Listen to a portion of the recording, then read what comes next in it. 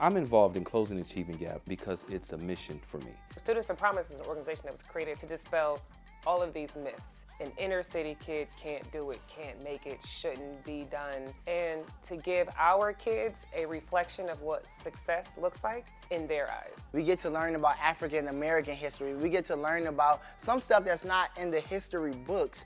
But what that allows us to do is see value in ourselves, which then helps shorten or minimize the achievement gap. But also help prepare our students of color for success from middle school to high school and beyond.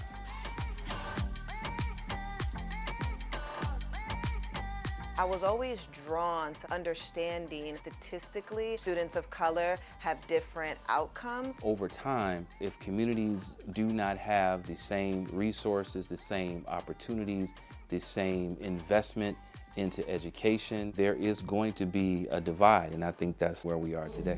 And then y'all get what I'm saying though? Like, I'm just trying to give y'all like 4 different ones, right? Like, so all it is what would be your rhythm of it? A lot of the Students of Promise programming gives them a lot of exposure to different people. They're building a relationship with the linkage coordinator. They're building relationships with people who come in. That's, I think, what's really making them have a connection with how do I want to better myself. I think that the way a program like Students of Promise is different is because of how intentional they are going about setting up the students for success. We show this by coming up with creative activities that they can do, giving them tools that they can use, lifelong skills that they can take and hold on to. Everything from the academic piece to social-emotional learning, to exposure opportunities, to help to galvanize the learning community around them. We've gone to Alabama, we've gone to Atlanta. We take them on trade programs, business programs, and really we're doing mentorship at a high level.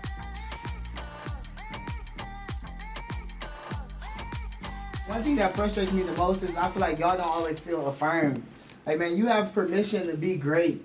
Like, you don't have to be average because people around you being average. The #1 criteria of a linkage coordinator is that they feel a calling and a commitment for servicing young people. It's a privilege that we have as linkage coordinators to be able to, one, serve the youth, two, expose them to different opportunities, but then watch them produce and become great students of their own and do the same thing for others. That linkage coordinator has that flexibility to work, specifically with teachers and guidance counselors, other ancillary services that the student may need to be successful. That linkage coordinator helps bridge all those gaps. I'm more so interpersonal. I would tap into the, man, I can't pass this test. Well, wait a minute, let's talk about that word can't. Why are you already knocking yourself out the park? It's imperative that these kids get these tools now so that when they are faced with real life situations, they know how to handle it, starting with their thought process. There's gonna be things that are essentially out of our control, but I just don't feel like that has to be a crutch. And I think that's where I'm more drawn to make that impact. I can't change the world, but I can work with a group of students. I can be part of a community initiative, and that can make a difference. To a student, they may want to be better public speakers. They may see themselves as a business owner one day. However they see themselves, there is a component, there is a domain, there is a compartment in Student of Promise that will help them specifically meet that goal.